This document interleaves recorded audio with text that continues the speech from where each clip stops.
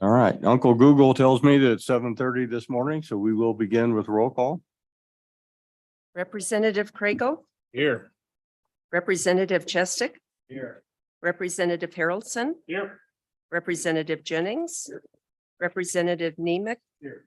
Representative Oakley, Here. Representative Provenza. Here. Representative Rodriguez Williams. Here. And Chairman Washut. Here. Thank you. All right, just a few announcements this morning as we get going. Just remember that we want to maintain decorum in the room today, and we just ask that all commentary from witnesses be directed to the chair, and then you can communicate with other members, but we begin by communicating with the chair. We'll have some witnesses testify by Zoom today. I hope that we can keep, we'll start with the bill sponsor and the key witnesses if they have somebody that they wish to present. And then we will start taking comment from agencies and stakeholder groups and the general public. Comments from the general public, we ask to be contained to about 3 minutes each, unless an extension is granted by the chair. With that, I think we'll start with our first bill, House Bill 78. Representative Stiff. Speaker Pro Tem Stiff, my apologies. Good morning. Happy Friday. Good morning, Mr. Chairman. Thank you, members of the committee. I present to you House Bill 78, protection of parental rights. You may be familiar with the text in this bill. It is very similar to House Bill 83 from last year. There's one conceptual addition to it, but if I may just take a moment to walk through the bill.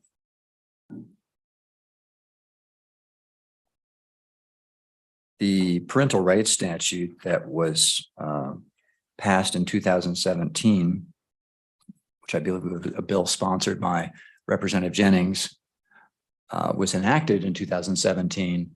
And then in 2020, the Wyoming Supreme Court said that the parental rights statute at 14-2-206 does not apply to the courts in making determinations about child custody and visitation. And so that was the impetus for me to bring this bill, because just from a common sense point of view, it seems to me that the legislature in 2017 very likely intended that the parental rights bill would apply to the courts and would apply to that they would need to enforce it in essentially all contexts, not just under Title 14. Title 14 deals with children. Title 20 deals with divorce. The Supreme Court in 2020 said, well, because the legislature put the Parental Rights Act in Title 14, it is not going to apply in under Title 20 divorces. And that creates the potentially anomalous situation where you would have a visitation issue, and supervised visitation is really the issue where this would apply most. So custody and visitation decisions or adjudications for unmarried parents occurs under Title 14. For married parents who are getting divorced, the child custody is determined under Title 20. So the Supreme Court ruling had the effect, in my view, of creating different standards depending for your children in child custody, depending upon whether you're married or single. And that also seems unusual. So to the text of the bill, the bottom, we add a new subsection C to the parental rights statute. And it says the parental rights as provided under this section shall also apply on the top of page 2 in any judicial proceeding, determination, or other adjudication regarding parental rights involving parentage, neglect, determination of parental rights, child custody, or visitation under this title, Title 14, or under Title 20 of the Wyoming statutes. So that piece of it, lines 1 through 5, is identical to House Bill 83 from last year. Going down on page 2, lines 7 through 11, this is a different provision, making the parental rights statute applicable to essentially communications by schools to parents of students. Line 7, to any state or local educational agency, school district, board of trustees, commission, or school under Title 21 of the Wyoming statutes regarding communication or disclosure to a parent about that parent's child. Then at the bottom of page 2, starting with lines 21 to 23, that was a committee of the whole amendment from last year that Representatives Wanitzer sponsored. And essentially at the bottom of page 2 and the top of page 3, then really repeats, frankly, repeats almost verbatim. I think it is verbatim, the text from the top of page 2, but just puts it in Title 20. And if I recall, Representative Zwanitzer's concern was that he wanted to make it easier for practitioners, the courts, anyone reading the statute, so they wouldn't have to flip back and forth. They could just read Title 20 and it would all be there. The bottom, and then going down on page 3, again, this is new, not in last year's bill. Lines 13 to 16, the parental rights protections under Wyoming Statute 14-2-206 shall apply to this code regarding any communication or disclosure to a parent about that parent's child. So this is the Wyoming Administrative Procedure Act provisions. And essentially this means that if a parent were unhappy about the school's failure to communicate with them about their child and thought that it violated their parental rights, then the parent can't just run to district court. They essentially have to go to the school board first or follow whatever administrative procedures that school district would adopt. Briefly, so there really are sort of two things going on in this bill. It's one concept, parental rights, but applied in two concepts in context. One's child custody, the other is school communications. Addressing the child visitation, really where this would matter as a practical matter is in supervised visitation. Because right now, the way it works is that the courts, they may think that a parent potentially presents a danger to the child, and the court may reasonably believe that the parent's visitations should be supervised. And that supervised visitation represents a pretty significant infringement upon the parent's rights, because instead of spending time with your child, going to a park, going to the recreation center, you essentially end up going to a room where someone from the government is watching you as you interact with your child for an hour or two, or whatever allotted time you have. Right now, there's not really any constraints on that supervised visitation. So it can and does happen, for example, that happened in Albany County, where a mother, she's the custodial parent, she gets a DUI. The court then says, well, I think, I don't think you should be the custodial parent anymore, but also says, I think your visitation should be supervised. And you can imagine that being a decision that could make sense to protect the child, could make sense if it's done in some narrow way. Right now, however, in that particular case, the supervised visitation doesn't have any end to it. There's no constraints on how long that can go on. And so the mother is put in a situation of being stuck with supervised visitation potentially for a very long time. What the parental rights bill statute already says is that if a state agency infringes upon the liberty interest of a parent in raising their child, the state has to do so. It must have a compelling state interest and must do so with the least restrictive means. The compelling state interest, of course, is the best interest of the child. So there is a compelling state interest in any child visitation, child custody case. However, what the courts are not doing, in my view, is they're not making sure that the remedy is the least restrictive means. And that's where it applies to, that's where supervised visitation comes into play. So that's that piece of it. And so then on the school piece, you may wonder, why is this even here? Okay, what are we talking about? So this arose out of a specific instance in the school district in my community, where the school district adopted a procedure last summer that said the students would be allowed to select identify themselves by whatever gender they wanted to, and they could pick their pronouns.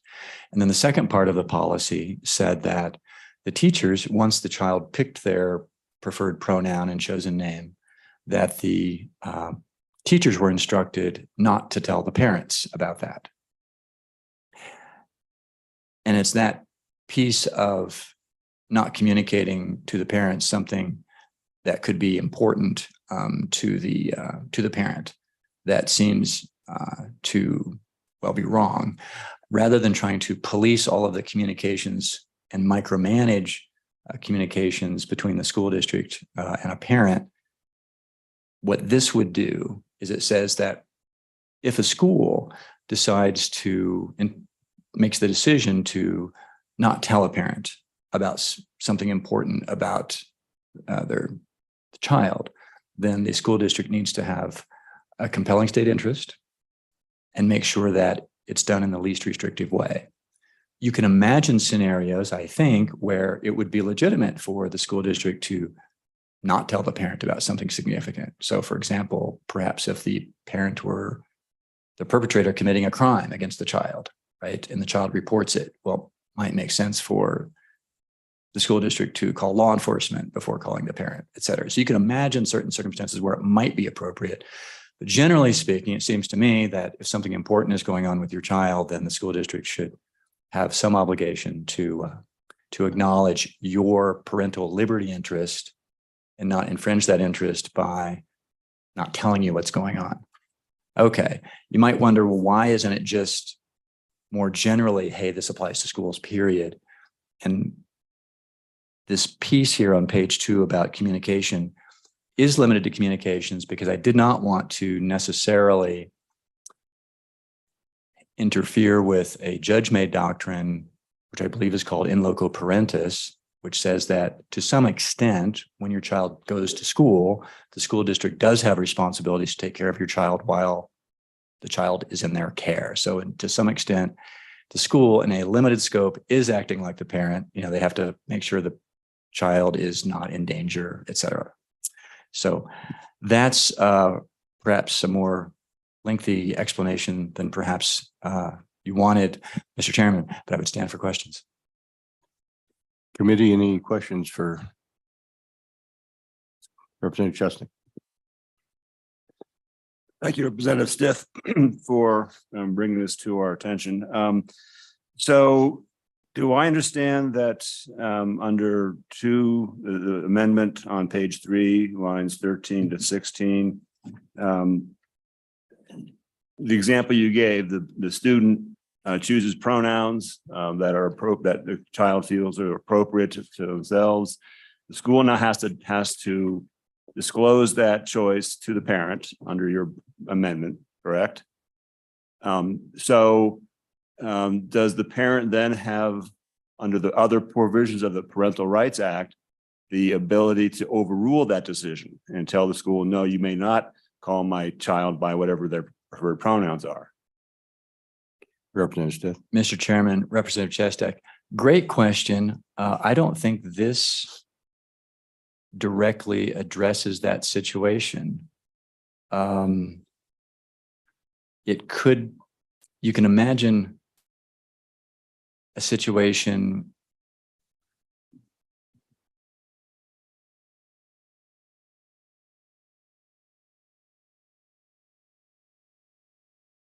you can imagine this says that with respect to the communication itself, that the school district has to acknowledge the liberty interest of the child. It doesn't have, as written at least, doesn't have an enforcement mechanism to require the school district to do or to communicate with the child in any particular way, because I believe it's limited to communications to a parent about that parent's child. It doesn't, as written at least, doesn't address the school district's communication to the student. So I don't think this, as drafted, requires this teacher to make any specific communication to the student. This bill as drafted doesn't interfere with the school district's or teacher's discretion about how the teacher communicates with the student Does that answer your question? Mr. Chairman? Representative Chestnut, follow up. No, it really doesn't. I guess my question is more, can the parent, having been notified of the student's pronoun choice, can the parent then tell the teacher, no, you may not use that pronoun to refer to my child? Representative Stiff. Mr. Chairman, Representative Chestek, I don't think this would require that as drafted. You could amend it to make it say that, but I don't think it says that.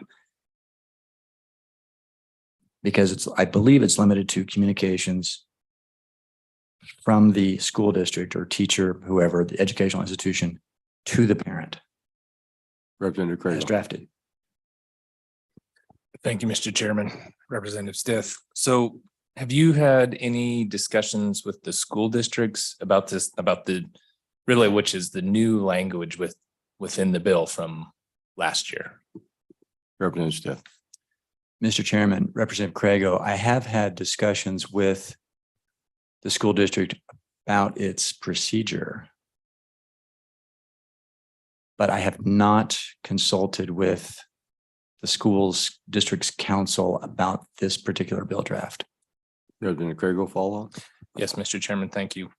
So I guess I just have I'm gonna say a lot of concern about the breadth of the language applying to the schools, because that takes us into a whole different realm than just saying, okay, which the intent of the bill last time was to just make sure that the courts knew that they needed to consider the parental rights when we're doing divorce actions, custody decisions, et cetera, which I was okay with. But when we start, and I'm not saying I believe that parents don't have a right with what happens in school, but I'm not sure the language that's included within that, really the second half of the portion of the bill gets us where we're going. And so I'm going to ask you, for example, you talked about the least restrictive means and the compelling state interest argument, which we as lawyers understand, right? But that language really isn't within that portion of the bill. I mean, there's no way to really show the exceptions that you talked about, because I actually think it's in the reverse. I think there's a lot of times when kids would go to their counselor, for example, and tell them something that necessarily, I don't know if the parent needs to know or has to know. It's not a life-threatening deal. It's not a life decision or not. At what point does the school have to notify the parent? What is that standard, and how do we delineate that within the, if you could tell me, I mean, is that delineated within the bill, or do we need to delineate it in the bill? Does that make sense? Representative Stiff. Mr. Chairman, Representative Crago, that's an excellent point. It's certainly a concern. The other direction you could go would be to have a laundry list of required communications. But unfortunately, as I tried to think through that, I thought it might be an infinite list, because, and I really, not my goal, and I don't think really the legislature's role necessarily to micromanage the communications by school districts to parents. I don't think that would be desirable. In my view, the statute that was passed in 2017 is a statute of general application that is just should apply, frankly, across all titles of the Wyoming Code, period. In my view, because the 2017 Parental Rights Bill is a statutory codification of what many of us believe U.S. constitutional law to be, that this bill, the entire bill, should be unnecessary. Okay. So you can think out scenarios where a school district shouldn't have to necessarily communicate absolutely everything that happens in a day to the parent, right? You don't want the teacher to have to write a memo every day saying, well, this morning your child said that his favorite color was blue, and this morning your child said that he doesn't like, spiders, right? You don't want to have to get into that kind of, problem, right? So a little common sense goes a long way here. You have a lot of choices with this bill. You can amend it. You can carve it up as you please. There are certainly different ideas going on in here, all under the rubric of the liberty interest of the parents in raising their child. So I acknowledge that school district administrators might scratch their heads a little bit and say, well, what does this really mean? I acknowledge that. And that you can imagine each school district calling its lawyer and then having that lawyer draft a memo about all of this. But I don't think that's necessarily a bad thing, because this principle that the government, when it acts, shouldn't restrict the liberty interest of the parent unless it's got a compelling state interest, and it does so in the least restrictive means, should apply across the board to everything they're doing. Representative Provenza. Thank you, Mr. Chairman. One thing that you mentioned, Representative Stith, was that there's no end in sight for the supervised visitation. And looking at the case that this is based on, there was an end in sight for the supervised visitation, given that the father was tasked with going to treatment for his anger issues after he killed 3 dogs in front of his children. So I'm trying to go back to the discussions that we had last year in terms of what did the court specifically, what standards did they have in this case that were completely unjustified when they set a bar for what needed to be met and that bar was refused? Can the court not have a standard, and then if people just don't want to meet it, then we can just say, well, I have parental rights to kill dogs in front of my kids? I'm struggling with that. So if you can help bring me back to other cases where this might be, where you have seen this applied that were egregious, because maybe this case isn't the best poster child, but I need you to point me to specific court case where the court just failed when every obstacle was met. Representative Stith. Mr. Chairman, Representative Provenza, that's a great question. And I think it is important to distinguish this proposed bill from any specific case. The one case that I've become aware of is a case arising out of Albany County, where you have a mother who is arrested and pleads guilty to driving under the influence. Her custody arrangements change, but then she's placed and it's not just that she's no longer the custodial parent, but she now is under supervised visitation. And in that particular case, to my knowledge, there were no limits placed on it. That is, there was no necessarily way for her to ever change that situation.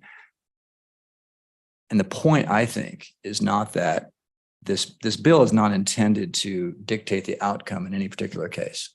That's not the point of the bill. The point of the bill is to say that judges, when they are making these very difficult domestic relations decisions, that they should not just consider the compelling state interest, but they should also consider that if what they're doing is the least restrictive to the infringement on the parent's liberty interest in raising their child. So understand. Questions? Oh, I'm sorry. So other questions? Representative Chester. Thank you, Mr. Chairman. Getting on to the original bill from last session, which deals primarily with court proceedings, custody issues, those kinds of things. There's the doctrine of the best interest of the child. We all agree it's a common law doctrine. I think we all agree it's a good rule. I think you described that as a compelling state interest. So it's a common law rule, but common law could be changed by statute. We all know that. So my concern is about unintended consequences of this bill. To what extent, if any, do you think this could be interpreted by a court as changing the best interest of the rule and tempering it by requiring the court to take into account the interests of the parents and thereby diluting or eroding the best interest of the child rule? Representative Stith. Mr. Chairman, Representative Chestek, you've really hit on the crux of the matter there, because the courts do look at the best interest of the child and focus on that almost exclusively. And the problem with focusing on only the best interest of the child is that it could lead to results that, from a common sense point of view, don't work or don't make sense. For example, If all you cared about was the best interest of the child, if that's all you cared about, then you might look at a poor parent who can't provide a very good life for the child, or just dire economic circumstances. And you might have a foster parent who says, well, or a grandparent who says, well, we're wealthy and we're stable and we don't move around and we don't lose our jobs. And if it was just the best interest of the child, you looked at that, you would say, well, gosh, the child will have a better life if we take the child away from the parent, from the poor parent, and give the child to the wealthy grandparent, for example. And the US Supreme Court has acknowledged, at least in a concurring opinion in the Troxel decision, that you can't have that would be the unfortunate consequence of having the best interest of the child be the absolute only measure of custody determinations. You're absolutely right, however, I think, that you can't have a parent who has a meth lab in their basement saying, well, you can't take my child away because I have parental rights to my child, right? You know, you've got to balance the best interest of the child. And if you're going to restrict those interests, how do you do it in the least restrictive way? So, for example, if you've got the parent who has a meth lab in his basement, well, that parent probably should have whatever visitation they get should be supervised. It makes sense. It's not that supervised visitation is always bad or inappropriate. It's just that the courts, in infringing upon a fundamental parental right, should do so in a least restrictive means. And I apologize if I'm sounding repetitive. Representative Craigle. Thank you, Mr. Chairman. Representative Stith. So I want to follow up on something because I tend to agree with you that the statute as written is pretty clear, right? And what we're really dealing with is whether or not, I mean, the Supreme Court has said the statute applies to the state agency, the state or any agency or political subdivision of the state. And so what the courts really said is that doesn't include us. And so your statutory fix last year was to try to include the courts within that. I believe, correct me if I'm wrong, but the school districts fall under that definition. And so I guess that'd be my first question. Do the school districts fall under that definition that's already there?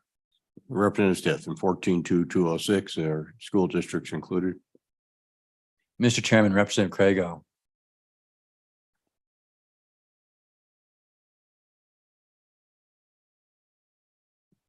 I'm not sure if school districts are agencies of the state. They're certainly local governmental entities. And they're governmental entities, that they are. Whether agencies of the state, I'm not sure. The University of Wyoming is an agency of the state, right? Frankly, the district courts are agencies of the state. They show up in the budget bill when they want to get paid, their agencies, right? So, Representative Stith, are they a political subdivision of the state? Mr. Chairman, I should know the answer to that. I just don't. I don't know. If this were added, if this language on page 2 were added, then it would make clear that this statute is going to apply to these school districts, right? Representative Craigle, follow up. Yes, follow up. Thank you, Mr. Chairman. So Representative Stith. I guess my point is if we can determine that they are quote unquote an agency, and I know it's defined, I'm just trying to find it within the statute. If they're already defined within that terminology, we wouldn't necessarily need the rest of that. We could just do the part where we could do the part of the bill that makes it very clear that the courts are included within that definition and kind of go back to where we were last year, because we might be being duplicative unnecessarily. And that's fine. I mean, we do that other places. I'm just not sure if it's necessary. As long as we get the court part back in there, which is what we were trying to accomplish last year. I guess I'd like to hear your thoughts on that. Representative Stith. Mr. Chairman, Representative Craigo, yes, that's my view, that a statute of general application like this should apply across different titles of the code. One of the things that the Supreme Court did say was, well, because the parental rights statute is in Title 14, doesn't apply in Title 20. Well, education is in Title 21. And so that's why this provision here says, yes, this parental rights statute that appears in Title 14 is going to apply to this issue over in Title 21 education. And Mr. Chairman, Representative Craigo, I understand that if you have, it's up to the committee what to do. You may or may not decide to amend that out of this bill. I think it has some value to make it clear to the schools that they've got to honor parental rights also. Representative Rodriguez Williams. Thank you, Mr. Chairman. Representative Stith, I'm interested if you have any suggestions or ideas as to a legal remedy to add to 14 to 206. Representative Stith. Mr. Chairman, Representative Rodriguez Williams, you raised a very interesting point because there's no particular enforcement mechanism in this. It doesn't, you could draft this and say, well, for a violation of this, there will be, you can have a civil action with damages and get your attorney's fees, and you could add all sorts of civil remedies and penalties even if you wanted to. I was trying to, because that one gets complicated and might be going a bit far. Right now, it just says, here's your obligation. And then presumably how this would play out, in my view, would be that certainly with respect to the courts, you've already got a court proceeding going on. With respect to the schools, you would be following an administrative process. And really the most a parent would ever win if a parent were very unhappy with what the school was doing. Frankly, it looks like the most the parent would ever win would be some adjudication, whether by the district itself, by a hearing examiner, or by a district court, would be to say, yes, parent, you're correct, and we're going to behave. We, the school district, are going to communicate with your child in the future. So this doesn't have any particular civil remedies, and that could be frustrating for some people. And so you, the committee, you're free to add those remedies if you would so choose. Okay, it's 8 o'clock. I'm just wondering how many other people in the room are wanting to testify on House Bill 78? A few. Did you bring any witnesses with you, Representative? Mr. Chairman, I do not.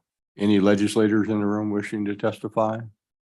Any state agencies in the room wishing to testify? All right, so we'll just take you one at a time. Thank you, Representative Stith. One at a time. Who wants to come up first?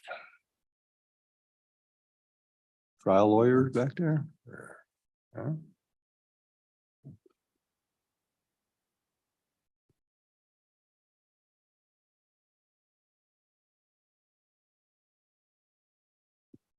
I think you know how this works. Hit the green button and then, or hit the button till the light turns green, state your name and who you represent, and tell us what we need to know. Good morning, Mr. Chairman. My name is Beth Lance. I'm here on behalf of the Wyoming Trial Lawyers Association. We are opposed to this bill. While it is similar to House Bill 83, we were opposed last year as well.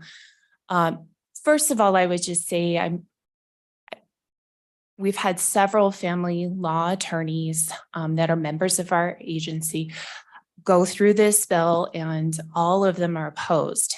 Many of these lawyers work very hard and advocate on a daily basis for parental rights.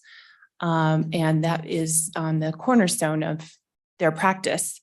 However, they still believe that this bill would have potentially unintended, but results that would potentially turn custody cases on their head, would remove that best interest standard and replace it with parental rights, and that would have potentially dire consequences for families and children in the state. And that simply, there isn't a reason there, nothing needs fixed here, that the law, the way it is written is working. For example, I know that there was just a reference to an Albany County case in which a mother had supervised visits. And I will say that the facts there are really important. And that's the issue with family law cases, is they are so very fact specific. That mother has a very severe drug and alcohol problem. She's had 2 probation revocations. She couldn't test clean. She was consistently testing positive for drug use. So that's a safety issue for children. And it's important to understand in custody cases, modifications of custody can be filed every 6 months.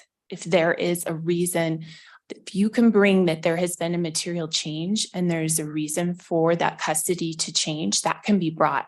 If that mother went to treatment, if she became completely sober, she could easily go back to court and file a custody modification, and that custody would change. So there is an end date, and that is this every 6 months situation. So even if a court says that this is indefinite, your supervised visits are indefinite, if you as a parent turn yourself around and you become an appropriate parent again, you can go right back to court and that will change. You will get a different custodial arrangement. And so I think it's important to understand a little bit about how the court system works when we're talking about Title 20 specifically, and that is the title which goes towards divorce and custody cases. And when we're looking at Title 20, as was asked, Mr. Chairman, by Representative Chestick, he referenced best interest being common law. They are statutory law in the state of Wyoming. In the state of Wyoming, best interests are in our current statutes, and that is what we look at. We also look at a long list of factors that go towards that best interest, which take into account parents and the family and their entire situation. I mean, for example, one of the factors is geography, right? So if parents live 2 states away, we have to take that into account. You know, a 50-50 custodial arrangement isn't going to work because how's the child going to go to school, right? I mean, so we have to take these practicalities into account. Those are all contained within our custody statutes, but ultimately they go towards what's in the best interest of that child. And the concern here is that this would turn that on its head, that it would create a paramount concern for the parent over children, and the court's hands would potentially be tied. And in situations like this Albany County mother, where she's become unfit due to her continued drug use, that it would be not a possibility for the court then to protect that child. And that's the concern. It's also important to understand under Title 14, where these parental rights are paramount and where that's already stated in the law, that's because we're talking about cases such as terminating parental rights. That's a very different situation than a custody case between 2 parents who both have legal parental rights. That's the competing interest there. In Title 14, we're looking at either a parent, but more often the state coming in to potentially take away a fundamental constitutional right from a parent. And in that situation, under the law, we have a higher standard of proof. We have clear and convincing must be shown, which is higher than a regular civil or custody case. And we already have that statement in there that obviously parental rights are fundamental and constitutional right, and that they're paramount in those cases. And that is absolutely taken into consideration when that's what's being looked at. So I think that's the concern with this bill, is that it's conflating different standards of proof, different types of cases that involve children and parents. And so there become concerns whether we're doing a good job then protecting children in certain situations if we aren't making best interests what's actually important in those pieces. When we look at this new piece from last year, looking at adding this against education and inserting the parental rights into education, I will just say that the attorneys that I've spoken with and myself, we're all just quite confused. We're not entirely sure that we can determine what exactly this does, what the result of it would be. And so for that reason, we just have a lot of concerns and continue to oppose the bill as a whole. And I would stand for any questions. Questions for Ms. Lance? Representative Jennings? Thank you, Mr. Chairman. Does your association believe that 206 applies already to education? Ms. Lance? Mr. Chairman, Representative Jennings, specifically is 14-206 currently referenced as applying to education? No, that's what this bill is looking to do. But conceptually, under federal law, Absolutely. It is my understanding that schools under federal education law give a lot of deference to parents and parental rights. So certainly that's where it becomes confusing because there's already a lot of law which gives parents a lot of rights regarding education. Well, Ms. Lance, are school districts, to your understanding, either a state agency or a political subdivision of the state? Mr. Chairman, I believe that they are typically categorized as political subdivisions. Thank you. Representative Jennings? I believe that they are typically political subdivisions. Any further questions for the witness? Thank you. Next up. Thank you.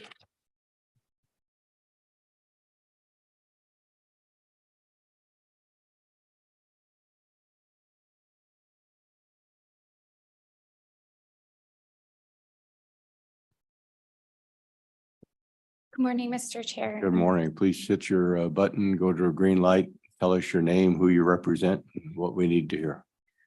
Thank you. My name is Joanne Zook. I don't represent an entity. I am part of Wyoming Child Lawyers Association, but I am a family law practitioner in the state of Wyoming. I practice in Cheyenne, but I practice all around the state of Wyoming. Right, your last name is Zook? Yes, Thank you. Zook, like B with the book with the Z. Thank you. Again, my name is Joanne.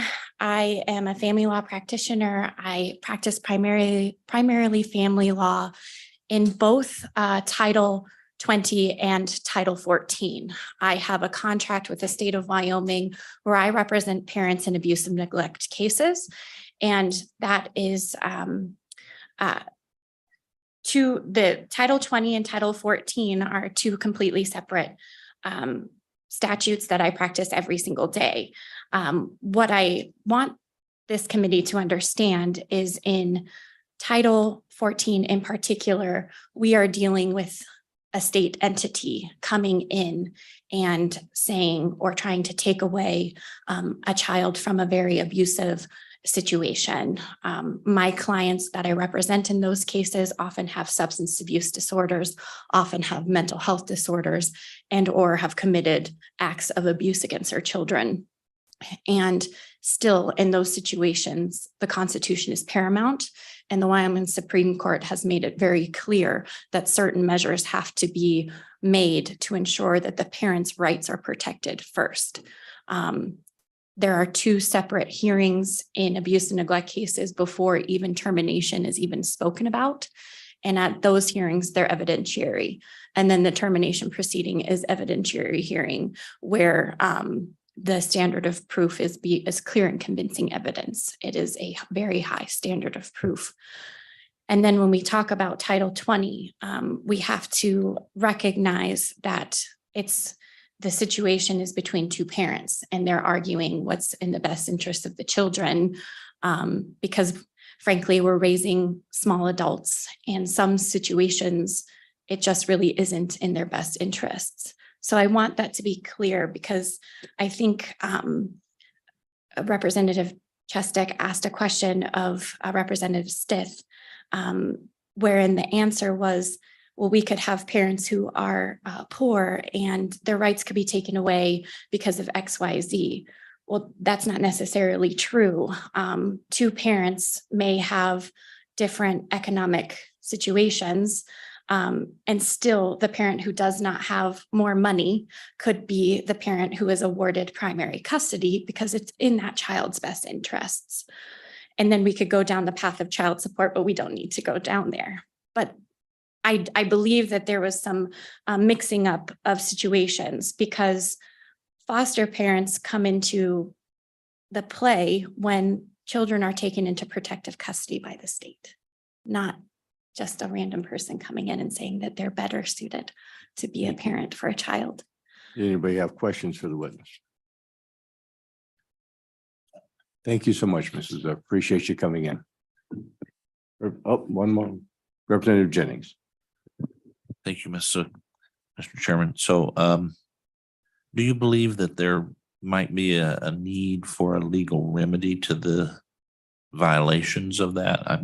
As the author of the original bill, if I think that there was an error in that, I think I didn't put a remedy in there.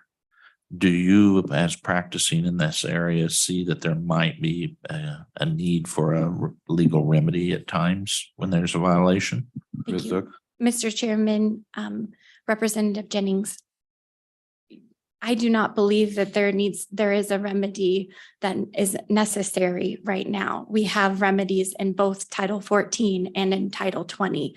I don't think that this bill solves any problem that it seeks to solve, if that makes sense.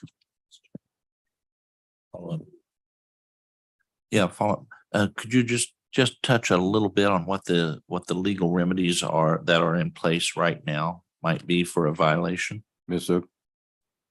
I guess I'm sorry, Mr. Chairman, Representative Jennings, I guess I need to ask a follow-up question to that.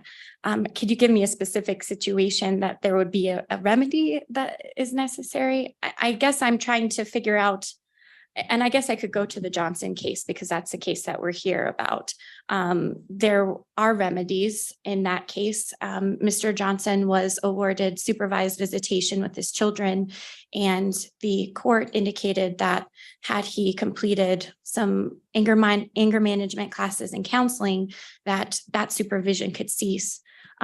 Modification in Title 20 allows for a parent to bring a petition to modify a custody order if there is a material and substantial change in circumstances that benefits that affects the best interest of the children. And so there's that remedy there. Representative Chesnick? Another follow-up? I did. Mr. Chairman, so an example would be a clear violation from a political subdivision or some wrongful taking or separation, something that can be proven was a clear violation of 206. And you said that there were already remedies in that. So say a political subdivision, somehow somebody came and took a child wrongfully in violation of the law. What would be the legal remedy? Ms. Zook?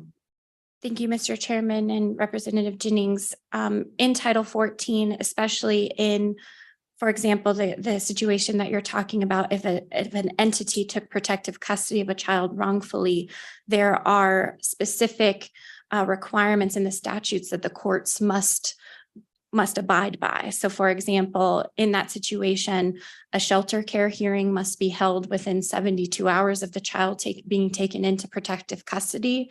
And that parent is afforded an attorney in those cases to argue that the child was taken wrongfully, and there's an evidentiary hearing there.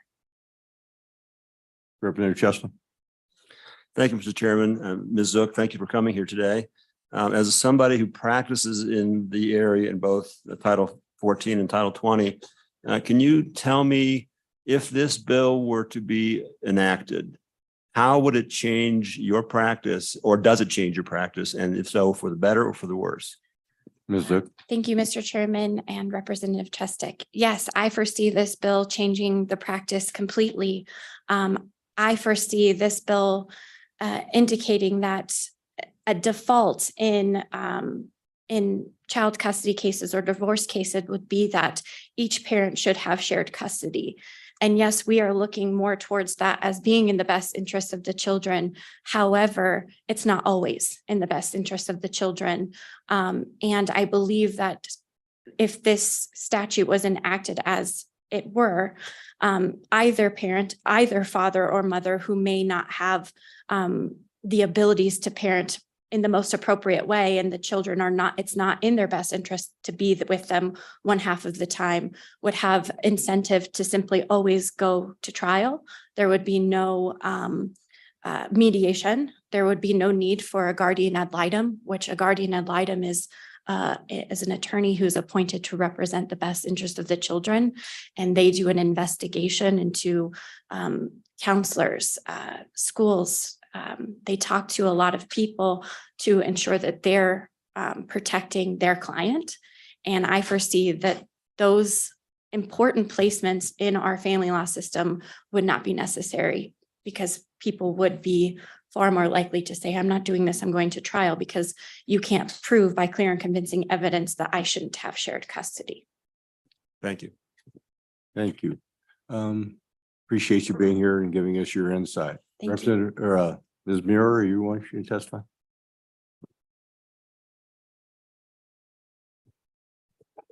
Thank you, Chairman Washit, and committee members. Good morning. My name is Tara Muir. I'm the Public Policy Director with the Wyoming Coalition Against Domestic Violence and Sexual Assault.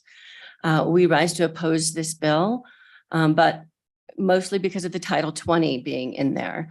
Perhaps removing that section as an amendment while you all are reviewing it would help this bill a lot.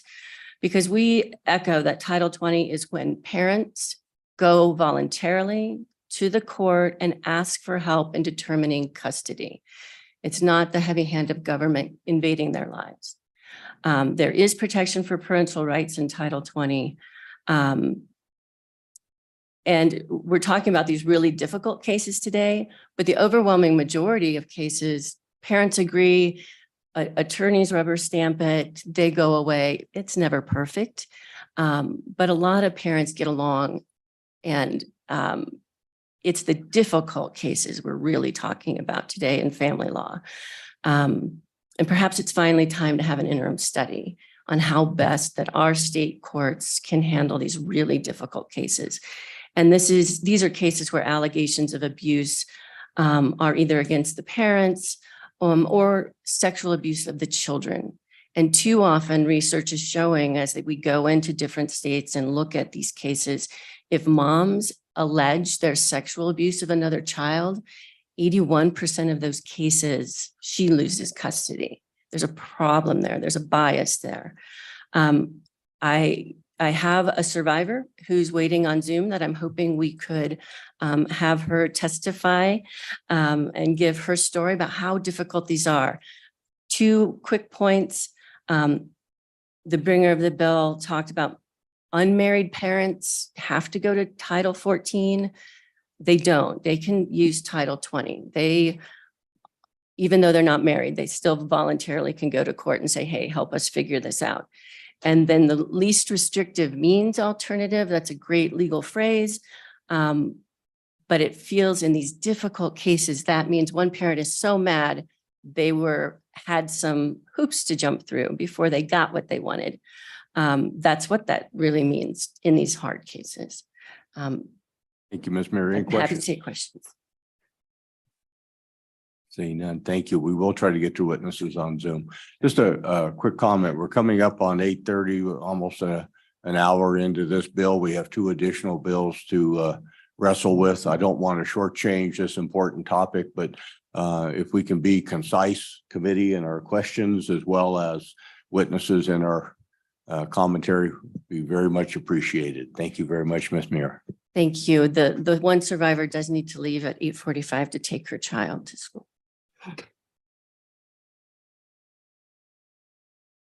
Please. Press the button until the green light comes on. Tell us your name, maybe spell your last name for the record, and tell us what we need to hear. Thank you, Mr. Hi. Chairman. My name is Sean Murphy, Murphy. It's a pleasure to be speaking here before you, but this issue, the personal nature of it, is anything but a pleasure to be discussing. It is incredibly challenging. I am a parent. I have been through a 4.5-year divorce case, and it's cost over $500,000. And the case for me as a father has involved my son. He's 4.5 years old, and he has a terminal brain disease. And the big custody issue was decision-making, medical decision-making in particular. And what happened in all of this is I saw, and I'm going to introduce this term to all of you because it's important.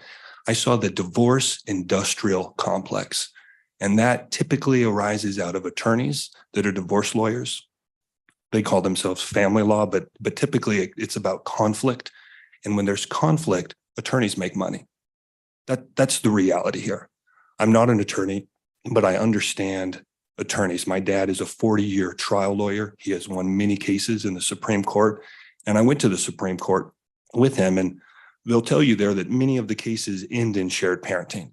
But that is only after, in these difficult cases, like you heard, years of conflict. And when there's years of conflict, attorneys make a lot of money.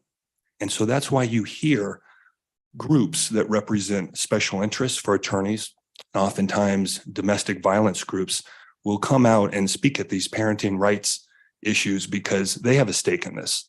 And if we apply the fundamental parenting rights, as Representative Stith bill does here, it gives the constitutional rights that parents deserve. So in my case, and Representative Provenza asked about a case where this would apply, Murphy versus Petty in Colorado, where this occurred with me, is a great case.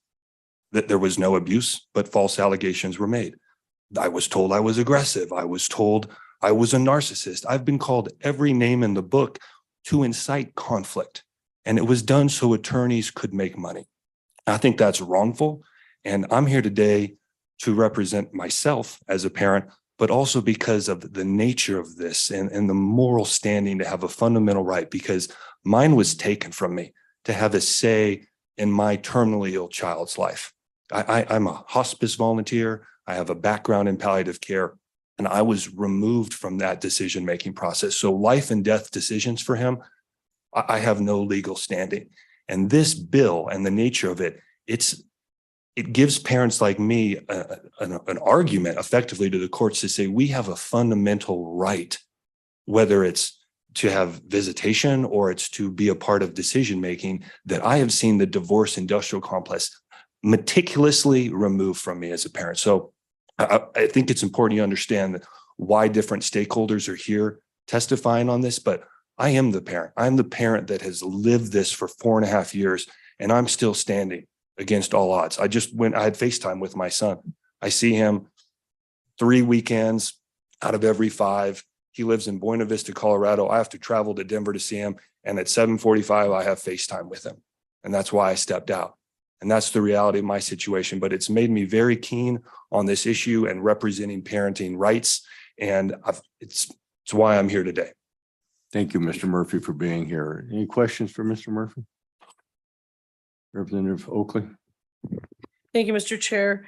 Thank you, Mr. Murphy. Very quickly, from everything that I'm hearing, this bill, and if passed, the law would increase the potential for legal conflict because, confusing titles, confusing standards. So if taking that is true, then would you oppose this measure? I'm not taking that, Mr. Murphy. Representative Oakley. I don't think that applying the original intent of Representative Jennings' original bill, that the court should apply this, I don't think that creates additional conflict. I think that's what attorneys in the divorce industrial complex would have you believe. Thank you. Any further questions for Mr. Murphy? Thank you for being here. Thank you, everyone. Should we go on Zoom, pick up a couple witnesses there? Who is in first?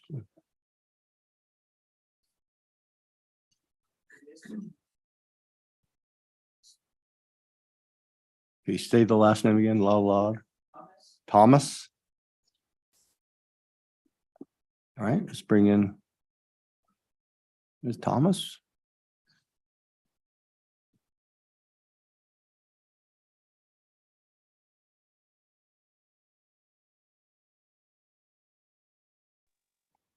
Did that work?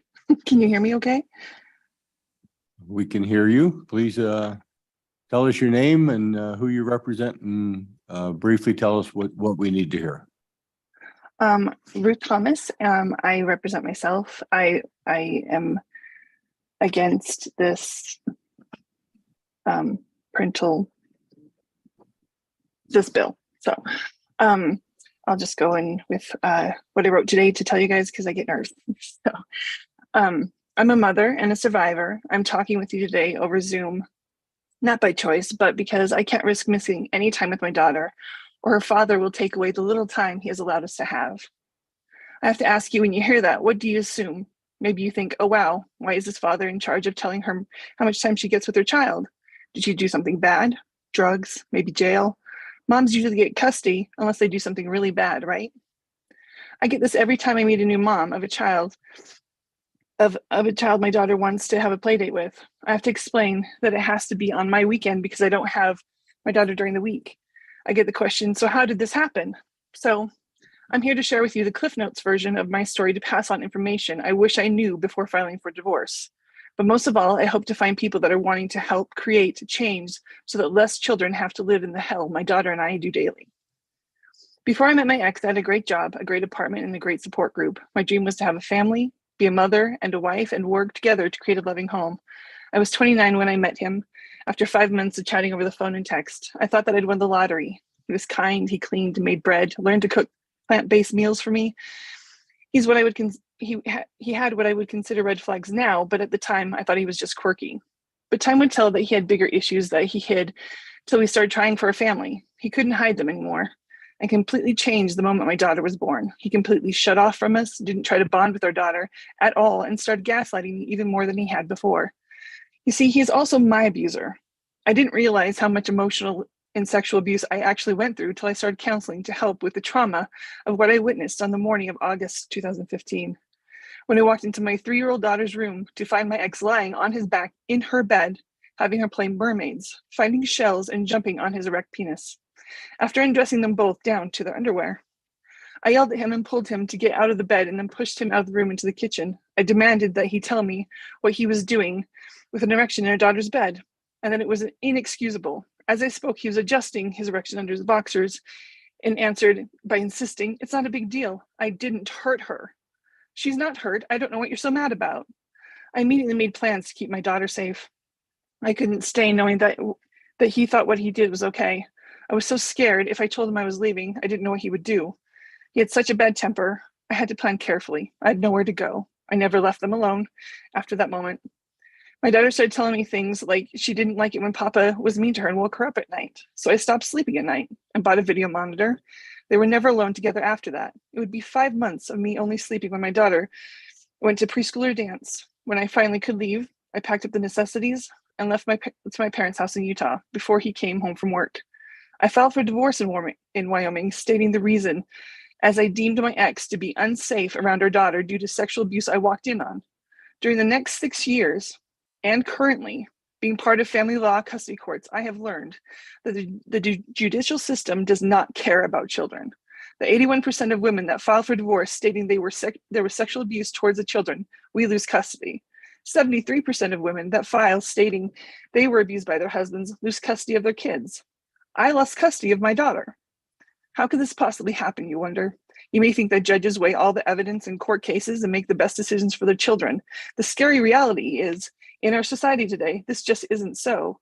Outdated laws and practices in our judicial system in Wyoming fails children and protects predators. I filed 3 times to get an ex parte sexual assault protection order. I was told that I couldn't have one because my daughter didn't know if my ex was aroused or not when he was violating her private parts with his hands after pulling her pants and panties down.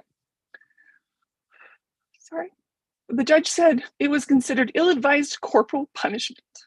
My daughter reported more abuse from her father after that, as stated in Primary Children's Hospital and CPS of Utah. CPS helped me file for an ex parte child protection order, and I was granted one in 30 minutes with the same evidence as I used to try to get a protection order in Wyoming. This protection order lasted 30 days. I had custody. The judge gave my ex custody after CPS of Utah granted me a child protection order. My ex was given custody because in his lawyers and in the judge's words, they didn't want to disrupt the community by prosecuting a pillar of the community. So they created a narrative to villainize me.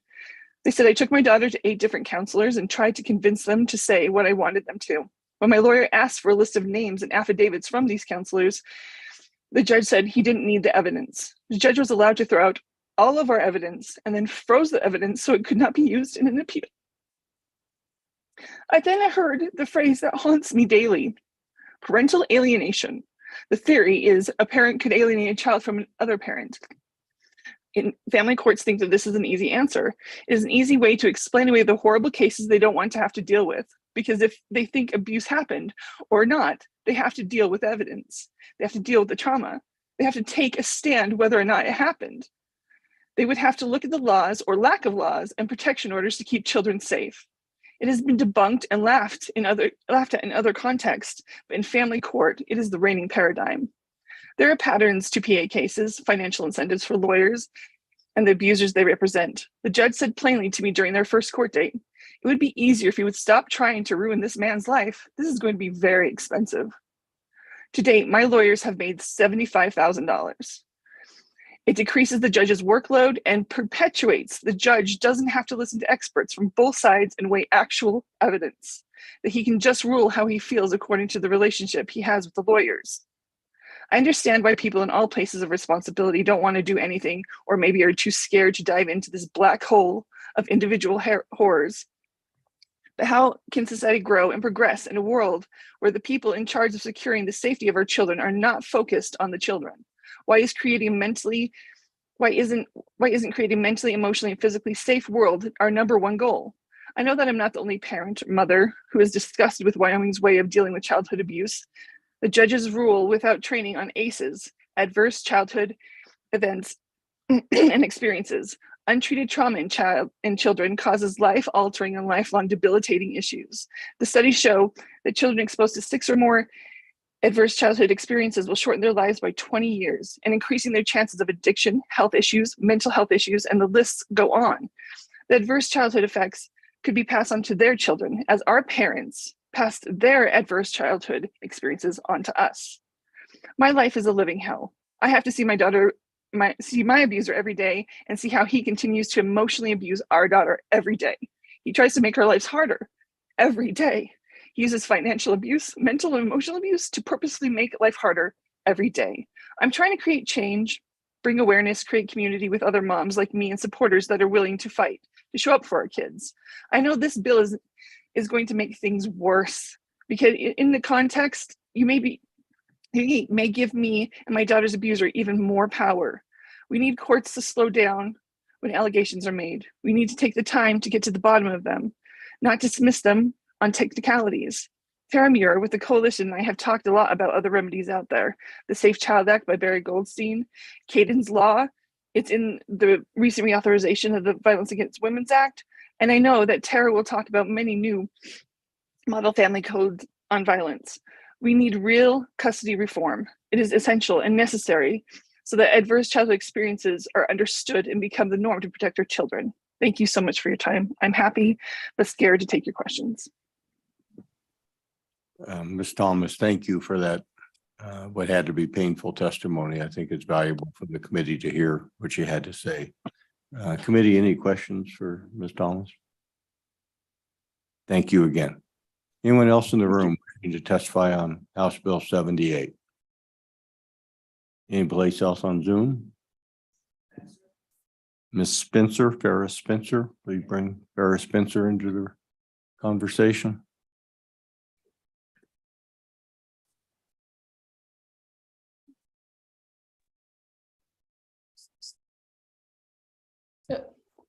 Good morning. Good morning. Please state your name for the record, and we're running very tight on time, so a concise statement would be appreciated. Thank you. Yes, Farrah Spencer, and I'm not representing anyone. I'm from Wyoming. I practice in Wyoming. That's all I do is family law in both Wyoming and Utah. I've been doing that for 20 years. I do Title 14 cases. I do Title 20 cases. That's all I do. And you must forgive me a moment because I'm a little bit flabbergasted about the last testimony we just heard. And it seems that I'm involved in all of these cases that are coming before you on this issue. I represented Mom in Johnson versus Johnson through trial and on appeal. That case being used as a means to change the law is definitely not the case to be used. It's very misguided. Conversely, the testimony you just heard, I was also involved in that case representing Dad. And that testimony is also something that should not be used. And I think the point I guess I would make after hearing the latest testimony you just heard is no one case should be used to change the law, because each case in family law is very fact specific And there is a reason that judges should have judicial discretion in divorce and paternity cases to do what's best for the children and best for the best interests. Because every case is different. There's no one rule fits all. And I think the problem with this bill is trying to say one rule fits all and parental rights trump everything in the context of family law cases. I sent a memo out last night, and I don't want to be redundant with what you've already heard. The burdens of proof in both Title 14 and Title 20 cases are very different. Mr. Sis examples raised of a poor parent versus a wealthy grandparent could never happen in a best interest analysis because the state is not involved in that proceeding with a divorce. Mr. Sis' contention that single parents have more rights than married couples is also not true and not accurate. The best interest factors specified in Wyoming statutes applies to paternity actions. The only time parents have more fundamental rights when analyzing fundamental rights versus children is when the state is involved and the ultimate remedy is loss of parental rights forever, a fundamental right. That is the only time that's happened. The case law already provides and the statute already provides that the court must compare the parents' rights with those of the best interests of the children in a divorce context. So I know you're short on time. If there's any questions, I'm happy to take them. I would just urge the committee, even though that kind of testimony is important from both sides, the committee and the law should not be changed based on any one fact case. That may work with contract cases or medical malpractice cases. It does not work in family law cases because every single case is different. And I think judges do a real good job of analyzing and doing what's best for the kids. And lastly, I would say, in my experience, anytime there's supervision in place, it is limited. It is considered along with the parents' rights, and there is an end in sight if the parent takes certain steps. Judges don't want to take away parents and children's right to have access to a parent, but in certain circumstances, it is absolutely necessary to have stipulations in place to protect children who cannot come to the court and protect themselves in these actions. Thank you, Ms. Spencer. Appreciate your testimony. Any questions for Ms. Spencer? Seeing none. Thank you again for your testimony this morning. Anyone else on Zoom? Marlene Brady, please bring her in.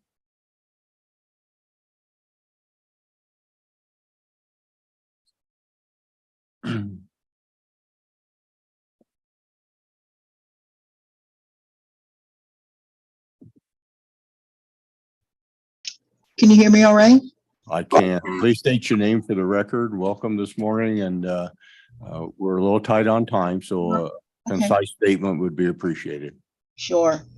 Marlene Brady. I'm here to support HB 0078 and encourage all legislators to support this bill as well. I'm more focused on the education piece. Far too often, government at all levels attempts to breach a child-parent bond. Schools in particular across the nation are abusing this bond by promoting disturbing and destructive student exposure to crude and offensive books, perverted in-classroom presentations, unsolicited surveys, government-funded social, emotional learning, etc., all without full disclosure for full parent notification as to what children are exposed to in the classroom. Transparency and communication is at a dangerous minimum. Wyoming must lead to protect students from insidious, unhealthy, and unwholesome exposures.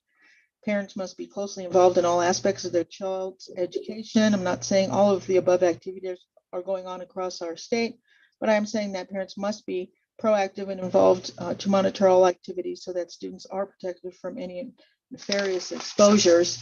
Only parental involvement can keep in check and help guide schools to protect students. Neither schools nor courts can take the place of a parent. The parent-child bond must remain strong, and this bill will help to strengthen that bond. I'm not necessarily talking about the family law that's been spoken of prior, but using the examples of extreme behavior, poor parental behavior does not represent the majority of stable and wise parents in the state. Those difficult cases, perhaps special meetings can take place, but I don't want to see majority of parents penalized by denying their rights, which need to be recognized and preserved. That's all I have. Thank you. Any questions for Ms. Brady? Saying none, thank you. Appreciate your taking the time to testify today. Thank you very much. And I believe we have Abigail Fournier. Bring her in.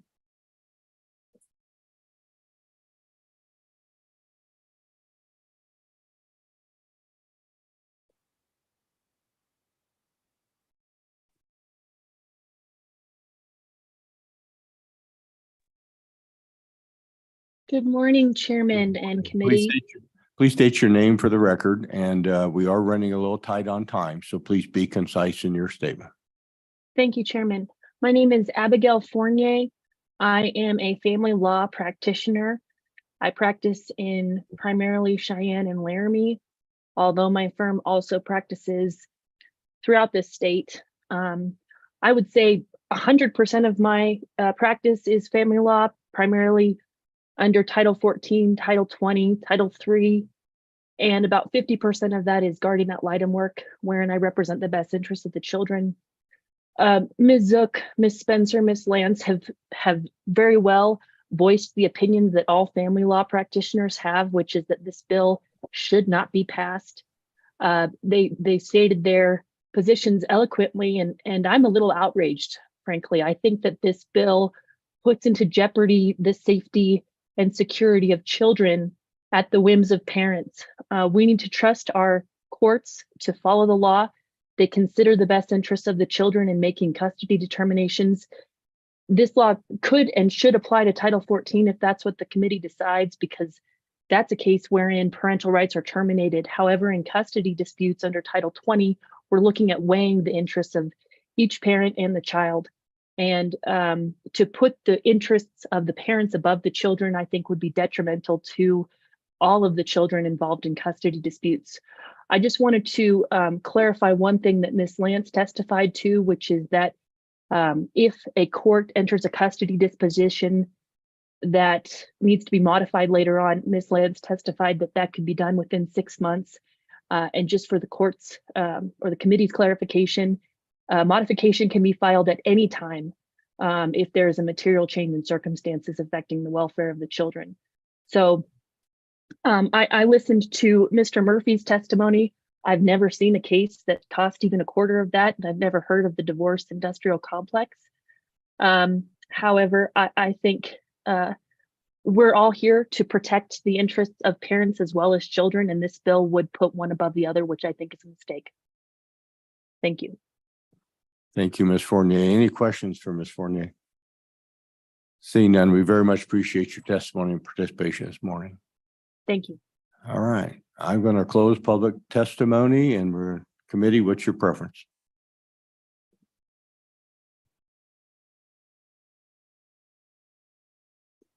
Seeing no action, committee dies for lack of a motion. Bill dies for lack of a motion. That brings us to House Bill 90. House Bill 90, Representative Knapp.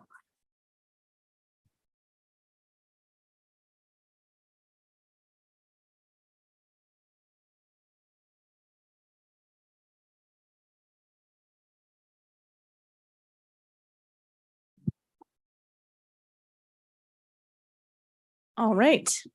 Representative Knapp, thank you for being here. If you can go ahead and introduce your bill to the committee. Thank you, Madam Vice Chair. My name is Chris Knapp, House District 53. This is a constituency bill, House Bill 90, sex offender registration requirements. If Madam Chair would allow me just a brief introduction before presenting the bill. Please go ahead. Although this is a constituency bill, this is not only for the family who has lost a loved one, but for the entire state. Statistics vary, but 1 out of 3, whether children, teen, or adult female, are victim of sexual violence. 1 out of every 4 male. Some survive and overcome, but some do not make it out. Out of horrific childhood, teen, or adult memories, there's detachment, anxiety, marital problems, addiction, job work functions, depression, and some ultimately succumb. This bill is not a bill of punishment. This is a bill of protection. Abuse happens in quiet, hidden circles of generations. And this bill is one step, and possibly the last step, for society and the justice system itself to give warning to families, spouses, and other children. It's the duty of justice to protect, and it's the duty of all of ours to not stay quiet and repeat the cycle.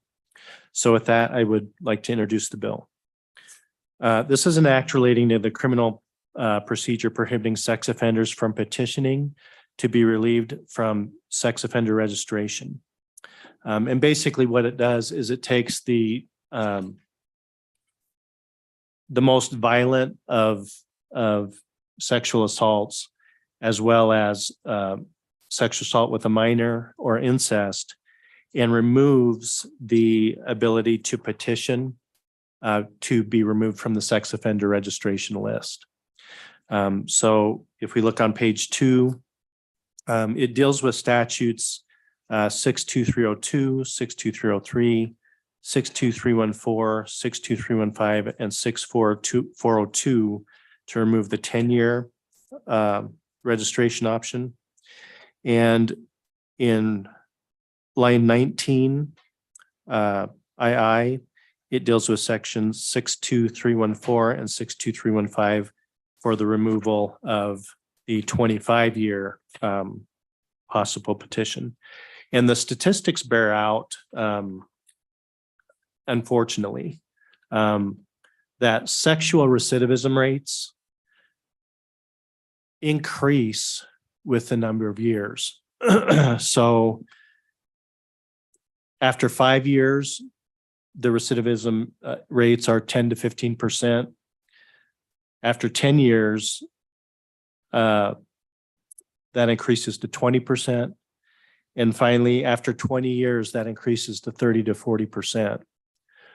So I think this bill takes that into consideration, and basically allows people to be aware of danger that would be around them, to their family, to a new spouse, to a new boyfriend or girlfriend, and to their children. Thank you. Thank you, Representative. Thank you, Representative Epps. I apologize for having to step out briefly, but I've read your bill carefully. Any questions for Representative Knapp? Representative Chestick. Yes, Representative Knapp. I'm just a little confused between, I don't practice in this area. I didn't practice in this area when I was practicing law. So I don't really understand the difference between Romanet I on page 2 and Romanet 2. Except 10 to 20, 10 years, one's 10 years, one's 25. I'm still not quite sure to whom do these two sections apply separately? Representative Knapp.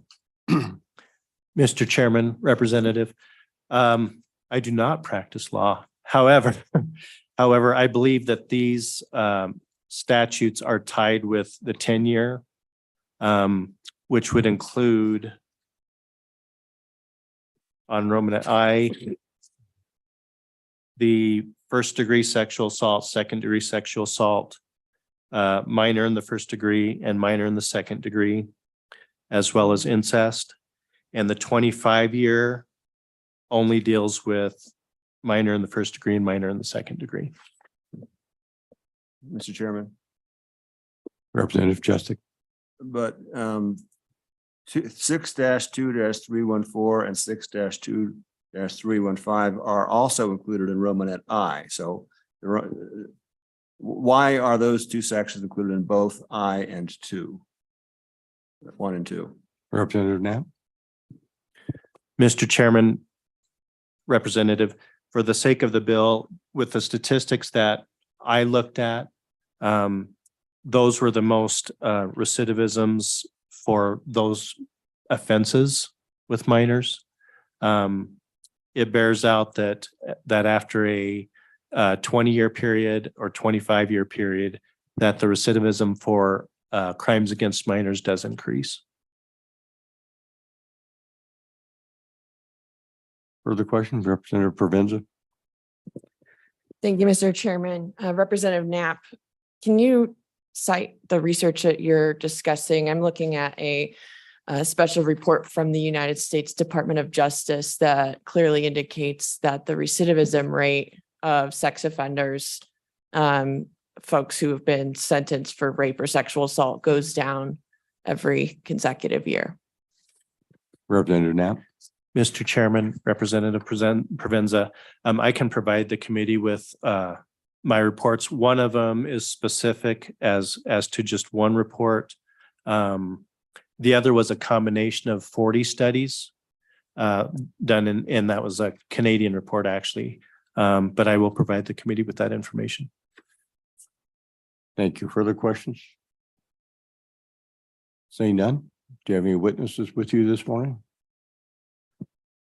I do not, due to the storm, the constituent was not able to come. Thank you. Anyone in the room wishing to testify on House Bill 90? Okay.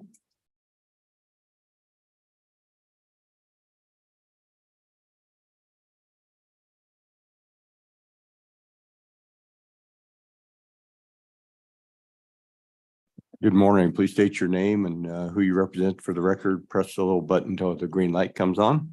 And morning, tell us Mr. concisely Chairman. what we need to know. Mr. Chairman, my name is Bruce Berkland.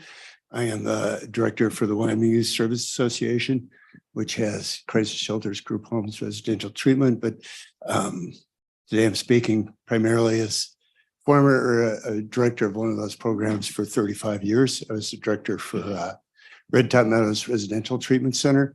And we worked with adolescent sexual offenders, males, and other children too, other males. But that was a significant number of the students we worked with. And I think from that position, I would urge that juveniles be dropped from this. There's no evidence that being on the registry reduces reoffenses at all. I don't think they should be on the registry at all, but certainly not for a lifetime. Most of the students we worked with had frequently the ones that were offenders had been committed incest or with a younger child, but they were 14, 15-year-olds themselves. They all had, as people have talked about, suffered a number of traumas of ACEs factors. Their scores were very high.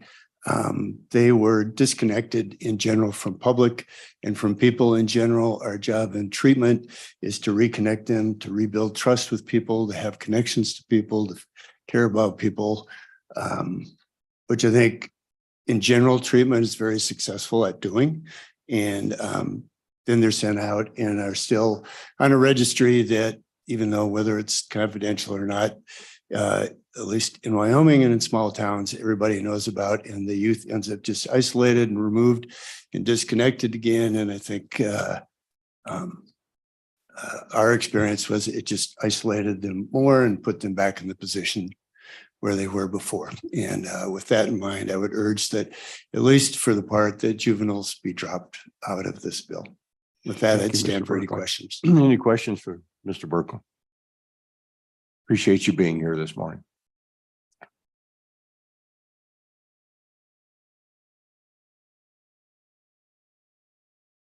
Good morning. Good morning. Activate the microphone and tell us your name and who you represent, and what we need to know briefly. My name is Terry Armitage. I'm with the Wyoming Association of Sheriffs and Chiefs of Police. I would speak in support of this bill, and I'd explain, I've been an attorney in Wyoming for about 35 years now. I spent half my career at the Attorney General's office and the other half in private practice, worked with law enforcement throughout my career. For a time, I worked at the DA's office here in town. As a prosecutor, prosecuted sex offenses. And in those days, it's been a few years, we had to hold a hearing in front of the district court to determine whether a convicted sex offender was high risk, medium, or low. And the experts that I brought in that testified universally said that a sex offender is high risk. They're likely to reoffend. And if they can go 10 years without getting convicted of another offense, it probably means they just didn't get caught. The likelihood of them not reoffending is low.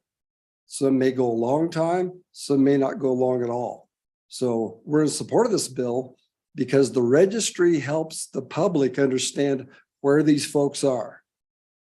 They're sex offenders, they're convicted, and keeping track of their whereabouts is important so they don't end up in a school system or in any setting where they might reoffend even more easily. So I would suggest maybe even expanding this, and let's register all convicted sex offenders and leave them registered. The idea that if they don't get caught for a while and they get off the registry, according to the experts that I have dealt with, it's just a time bomb waiting to go off again. I would suggest if they commit a sexual offense, they need to be on the registry at a minimum, and at least the public can be aware of their whereabouts. Thank you. Thank you. Any questions for Mr. Armitage? Representative Jester. Thank you, Mr. Chairman. Mr. Armitage, I want to ask you about something that the prior speaker, Mr. Merklin, talked about, and that is the juvenile offender. Somebody, a teenager could commit an offense and be put on the list for life potentially. But is it fair to that juvenile offender who, at that age, those juveniles are curious about sexual activity and are figuring themselves out and aren't mature enough to make good decisions?